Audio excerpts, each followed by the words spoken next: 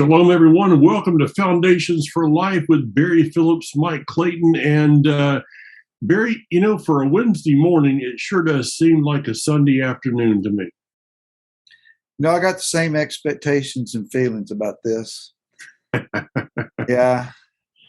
Well, there's a reason why it feels like Sunday afternoon, folks, and that is because Barry's extremely full social calendar is causing us to have to rearrange, or causing me to have to rearrange my whole life.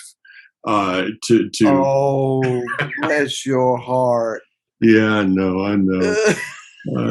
But Barry, happy Father's Day. Happy Father's Day, Mike. Yeah. And to all of our fathers out there that will be watching this a little belated at the time of presentation, but happy Father's Day week. Yeah. Happy Father's Day week. Hey, there you go. Let's do a new thing. Happy Father's Day week. That's good. Barry, before we get into a subject here that we're going to talk about for a few minutes, this is a week that I'm very cognizant of the fact that recording on Sunday could become very irrelevant by Wednesday. Not that the message, hopefully, that we're going to talk about is irrelevant, but there's things that are possibly happening this week that could redefine the very society that we're living in. I'm talking, of course, about the release of the decision by the Supreme Court and regarding Roe v. Wade, which that decision, I don't want to get in the weeds here, but that decision is not really regarding abortion. It's about states' rights. Let me be very clear from my standpoint that it would be very difficult to be any more pro-life than I am.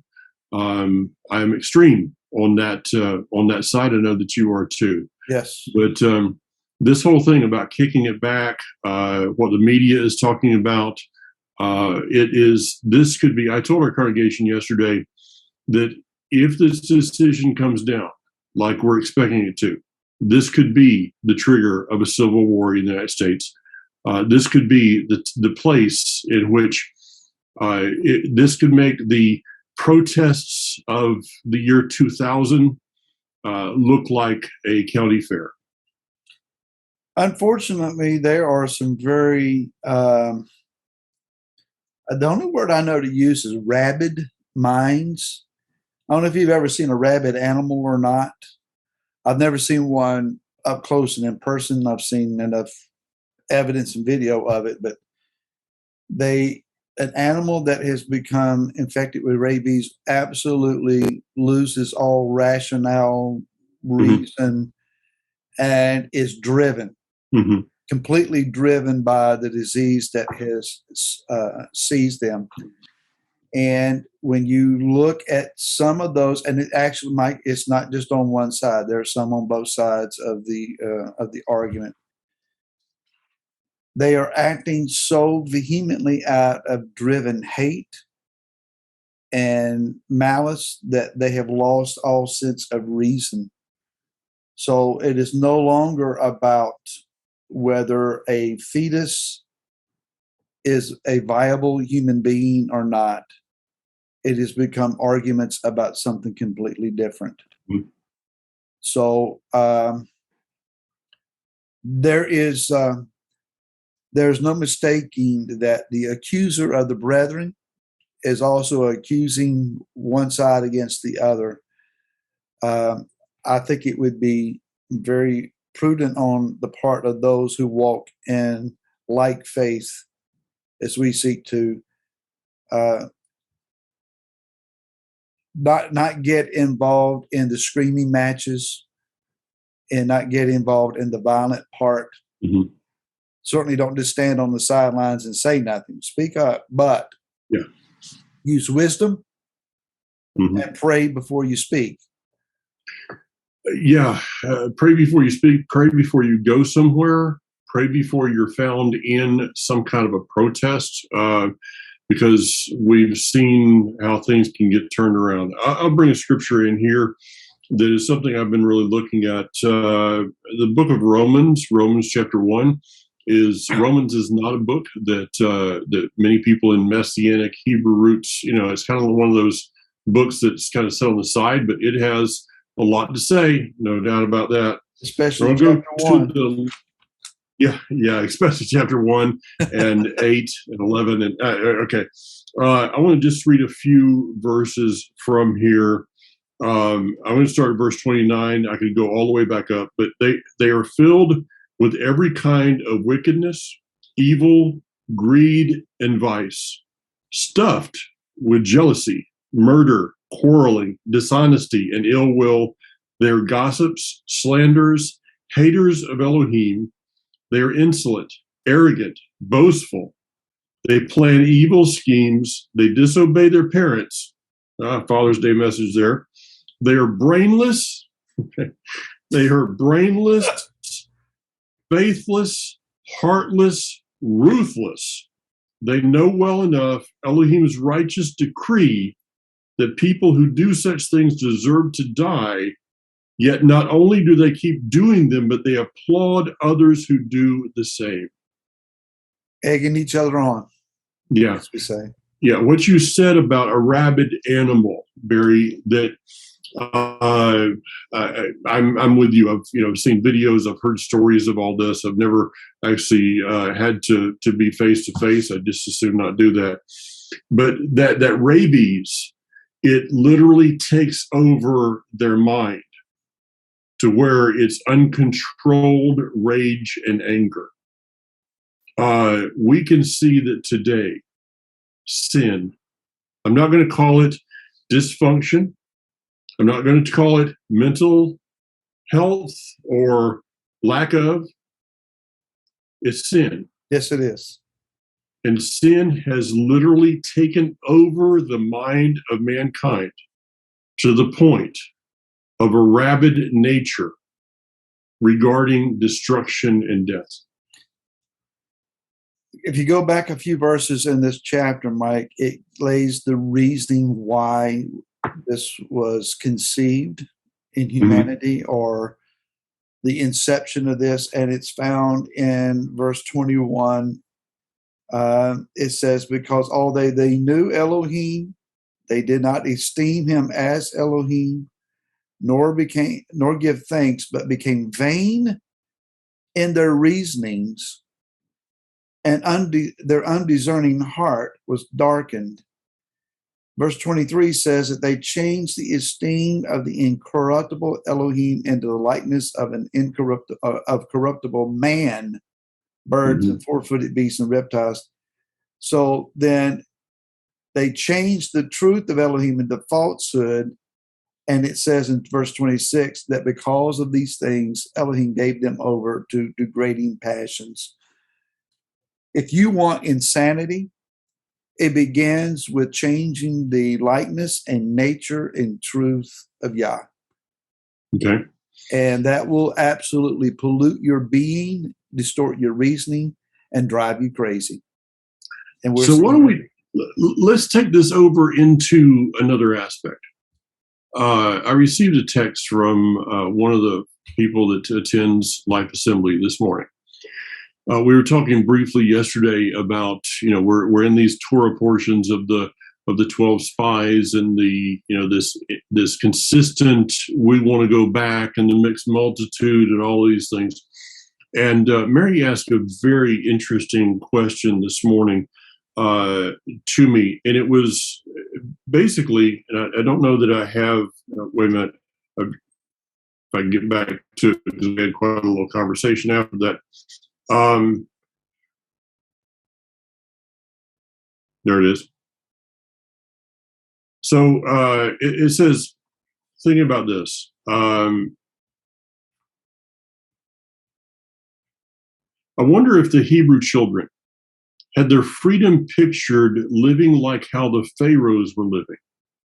The earthly things that Egyptians had, the luxuries and worldly treasures, and that's what they had in mind when they were going to be set free. And when they were given the heavenly things during their journey that Elohim had for them, they were unsatisfied with it, because what they had pictured was what the world had to offer and not what was beyond that and what God had to offer. Are we doing the same thing? That question, I mean, I got that first thing this morning. It was like, I'm not even awake yet. And it just got my mind going. Barry, when Moshe came back into Egypt, and he said to the people, I have come to deliver you. The Almighty is come to deliver you. He's going to work through me. I'm going to deliver you. They had no idea what the word deliverance was. They had no idea what freedom was. There wasn't a single person alive in that day that had lived a life of freedom. All they knew was slavery. And so they had expectations of what that freedom was going to look like. And when they went in the wilderness, their expectations had to change. They expected one thing and got something totally different. And because of that, it was like, well, we don't want to go here. We want our own way. I mean, the words you just read out of Romans, what is that, Barry? That's a people that are so desiring their own expectations in life that they have turned totally to evil and away from Elohim. But can we really totally point the fingers there? Maybe looking in the mirror a little bit and saying, there's things that maybe I expected in life and it didn't work out. So am I going to turn away from him? Am I going to turn back? What am I going to do with that? Does that make any sense? Yeah, and as you're describing that, it just dawned on me. Moshe came back out of the wilderness to Mitzrayim, to Egypt, and is proclaiming that there's going to be a day of liberty and freedom and end of their enslavement and bondage. And he himself didn't know what that was. Moshe wasn't free. He had lived the last 40 years as a fugitive. Yeah. And during that time, he was working for his father-in-law, so he was under obligation. And then he encounters Yah in the wilderness and says, go tell them I'm going to liberate them. He's a man himself then. He accepted what he perceived as this huge, enormous burden and a commissioning that he did not want. He argued to sidestep it. So he's got all this incredible weight on his shoulders, trying to convince a people there's something better, and I'm here to take you to it. But Mike, he had spent enough time out there in that wilderness to know this is no easy journey. And these people are ill prepared for what's in front of them.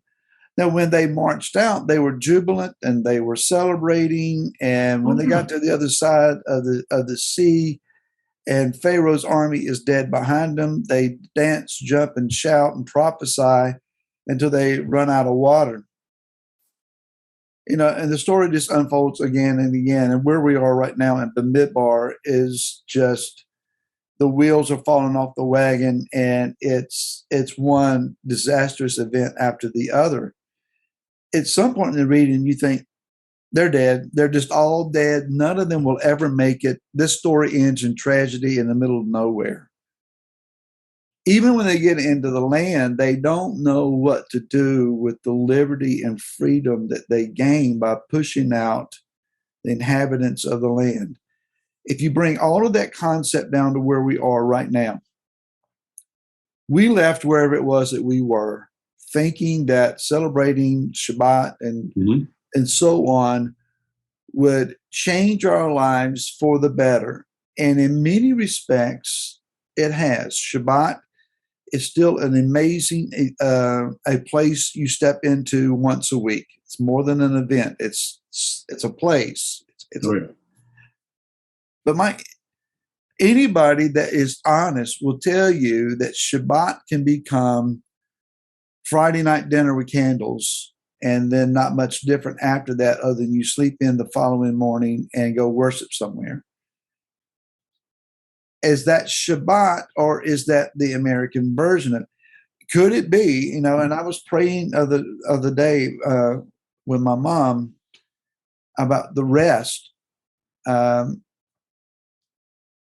Actually, it was yesterday over lunch, and I was trying to iterate something about Shabbat to my mom, and that is that Hebrews 4 talks about there is a rest that we can still enter into. Mm-hmm.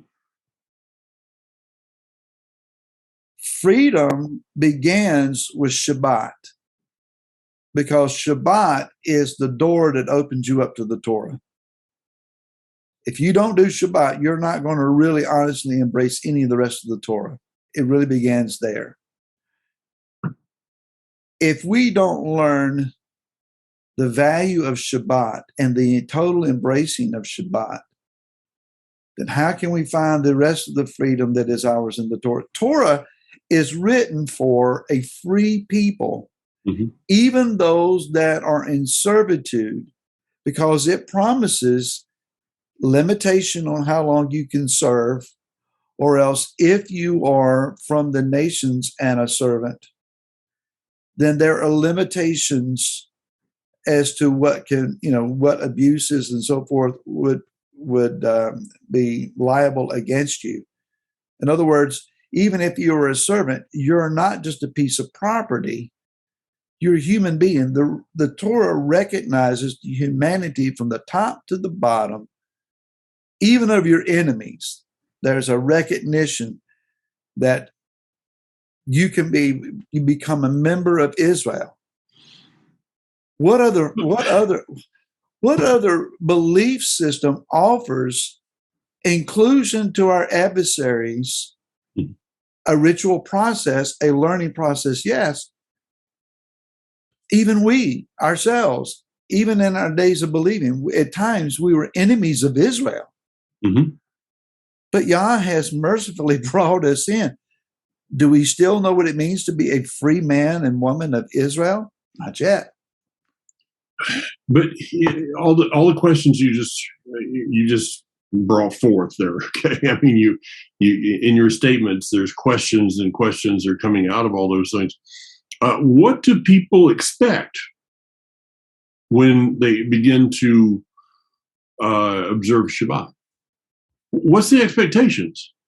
That all of a sudden I'm going to be, all my debts are going to get paid off, and I'm going to be able to retire next week.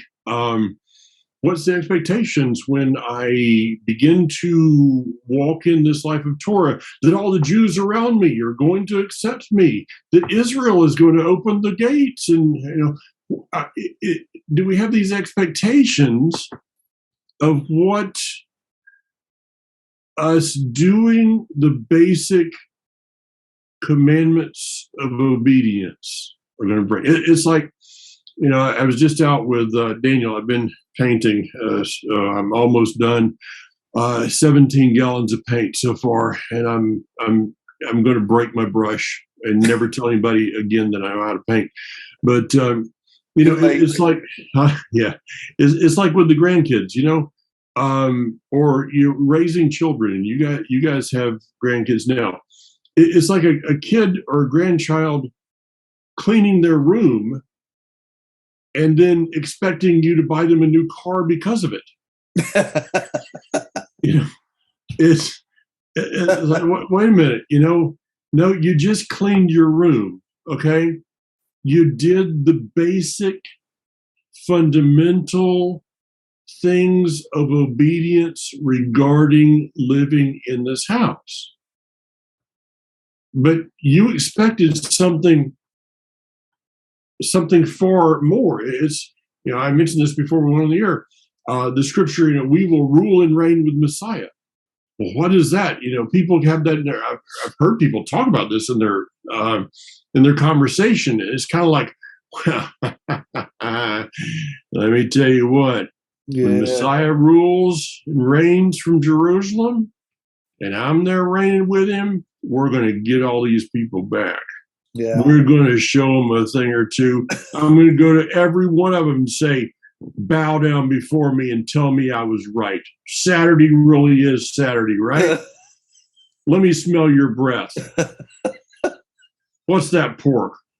Get rid of it. It's this, the expectations can almost turn to a vengeance.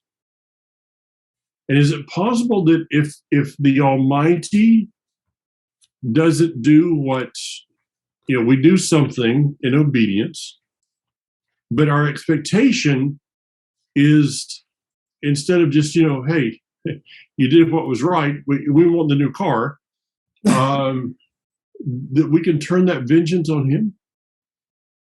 Mike, even in America, where it is understood conceptually that we are a free people and a liberated society, yeah. Most Americans in our day, I would dare say, have no concept of what freedom is, because we never lived without it in a manner of speaking, not realizing that, look, the nation was birthed out of a rebellion against taxes on stamps and tea and alcohol. Not the forbidding of those products, the tax on them. The taxation. And people got outraged and said, that's not right, and rebelled. And it fomented into eventual revolution, throwing off oppression and tyranny. The cry was taxation without representation. You're taxing the people who can't even be represented here. Without understanding what real freedom is and what people have bled and died to protect, we have swallowed and easily allowed layer after layer of oppressions and restrictions upon a free people, to where we're no longer really qualifying as such.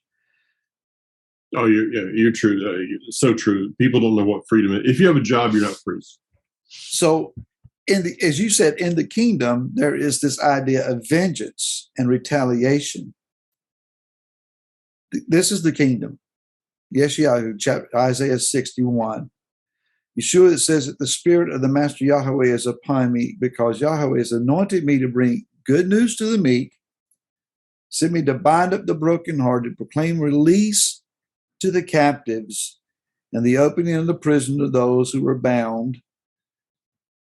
That very introduction there, the very preamble to the rest of this text, says to us that in the kingdom, that's our job. We will be operating in the anointing and the office of Yeshua as his representatives. We will be going to the nations to teach them the Torah, that they might find true freedom and true liberty, instead of whatever their cultural, society, governmental restrictions have been in the past. So it is a positive thing that the kingdom has come. Yes, there will be war at the beginning, and Yeshua will subdue the nations. And the aftermath of that, in the aftermath of a great world unsettling, there needs to be instruction and foundation, because we're going to have a reign of peace, of shalom. How can you have that without Torah? You can't. How are we going to get Torah to the nation? It's not possible. It's us. Yeah. And so this ruling and reigning thing is going to be servanthood of going forth and teaching others. So this whole thing of having a gospel that is of our liking, okay, expectations that don't line up with what the word says. And this is actually last week's Torah portion. I told this yesterday.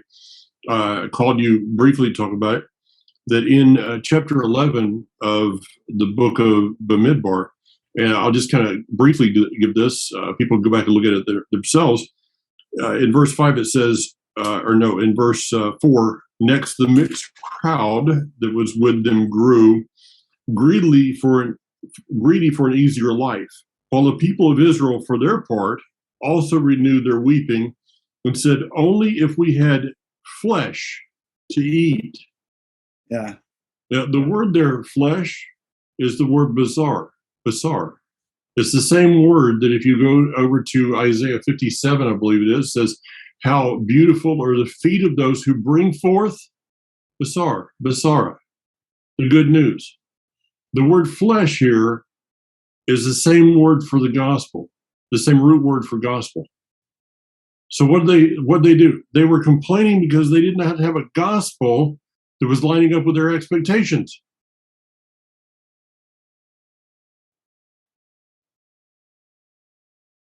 Now, think about that. Yeah, a long time. Yeah, that was a pause on purpose. When you have a gospel that is not his gospel, you will make up your own expectations for that, and therefore be dissatisfied with the outcome. Let me go on reading. It says, we remember the fish we had to eat in Egypt. It cost us nothing, and the cucumbers, melons, leeks, onions, and garlic. But now we are withering away. We have nothing to look at but this manna.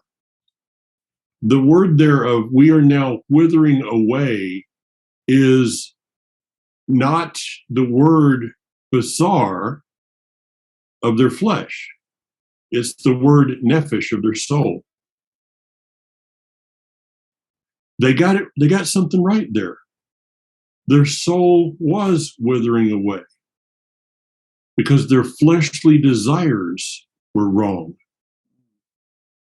When our fleshly desires don't line up with his desires, when our fleshly expectations don't line up with what his will is, it will be our soul that withers away. Mm. So they misunderstood the manna. The manna was the correct doctrine, the correct gospel. The manna was the bread of heaven. Yeah. So they didn't want the spiritual bread. They wanted to focus on the world, on the fleshly bread. Easy for you to say. They wanted to focus on the earthly realm needs at the expense of the spiritual realm needs. Yes. Which will cause your nephesh, your soul, to wither. Yes. But it's amazing, Barry, the more a person is focused on their spiritual needs, the easier it is for them to fulfill their earthly needs. Yes, true. Just a thought. Just a thought. Just a thought. So, in recapping them, Mike, we need, in order to find true personal liberty, freedom, it's not about freedom from responsibility. It's about the ability to be accountable with joy. I've set my life in order and live by his word, and his word has liberated me from all negative expectations of sin and its judgment. I'm free to embrace the kingdom. Mm-hmm. Easier said than done. But if you will follow Mike Clayton, he'll show you how to get there and paint your new house in the kingdom. There you go. No, I'm not doing that. You can paint your own red wagon, let me tell you. But I do have a news flash that we are doing with Israel. This is not, very few people will put this together, but we are doing a 2-for-1 trade with Israel right now. That in the midst of, as we are recording this, Hanok Young, our very own Hanok Young, is on an El Al jet flying from Tel Aviv to New York. And at the same exact time, Jared Kushner and Ivanka Trump are on another El Al jet going from JFK to Tel Aviv. 2-for-1 trade. Pray for both countries. True. And I'm not going to say which one we need to pray more for. Folks, thank y'all so much for watching Foundations for Life today. And may these thoughts stir your thoughts and provoke you to prayer and introspection and study of his word. We look forward to seeing you again next week. And may the favor of the Father be on you in the meantime. Be Amen. discerning this week, folks. It's a very crucial week. Yes. Be discerning. Be careful of emotions this week. Don't Absolutely. allow emotion to override discernment. Yes, absolutely. Absolutely. So until next week, folks, shalom.